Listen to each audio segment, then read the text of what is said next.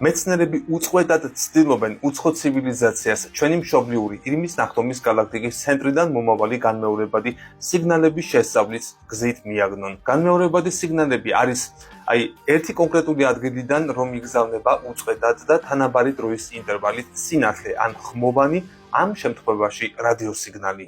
ასეთი რადიოტალღები ნეიტრონული ვარსკვლავების პულსარების მიერ ბუნებრივად გამოიყოფა, მაგრამ ასევე დამახასიათებელია ადამიანთა ტექნოლოგიისთვისაც. მეცნიერებს უკვე შემუშავებული აქვთ მეთოდიც და ტექნოლოგიაც, თუ როგორ გამოავლინონ ასეთი სიგნალები და როგორ დააგვირდნენ მას. პირველად ის ჩვენთვის ცნობილ პულსარებზე გამოსცადეს. მათ სურდათ გაეგოთ, შეძლებდა თუ არა ის ვიწრო სიხშირის ტალღების იდენტიფიცირებას, რომლებსაც ტიპური FM რადიოსიგნალების სიხშირის მიათედი აქვს. მეცნიერები ჩვენი გალაქტიკის შუა ნაწილიდან მომავალ სიგნალებზე არიან კონცენტრირებულნი, რადგან ამ რეგიონში მრავალი ვარსკვლავი და სიცოცხლესთან პოტენციურად თავსებადი ეგზოპლანეტაა. ასევე მსგავსი მდებარეობა ამგვარი სიგნალების შორ მანძილზე გასაგზავნად ხელსაყრელია, რისთვისაც შესაძლოა სწორედ ვიწრო სიხშირის განმეორებად ტალღებს იყენებდნენ.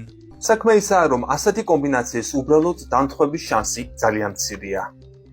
ალგორითმი ტელესკოპთა 1.5 მილიონამდე მონაცემს მხოლოდ 30 წუთში ამუშავებს, თუმცა ჯერჯერობით ავტორებს არაფრისთვის მიუგნიათ.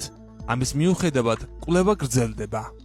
იმისთვის კი, რომ არ გამოგჩეს ახალი ეპიზოდები, გამოიწერეთ ჩვენი YouTube არხი. გამოიწერეთ ჩვენი YouTube არხი. ლინკი ჩაშენებულია მთავარ გვერდზე YouTube-ის სიმბოლო აიკონში.